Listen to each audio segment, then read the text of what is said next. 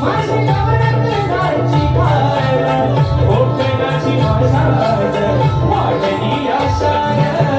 कोकणाची भाषा वाढली आषाढ कोकणाची भाषा वाढली आषाढ प्रत्येक कार्यक्रमामध्ये या गाण्याचा माझा बाबू सांगतोय रत्नागिरी जिल्ह्याला लावते ढव तालुके आणि या ढव तालुक्या सौंदर्यानं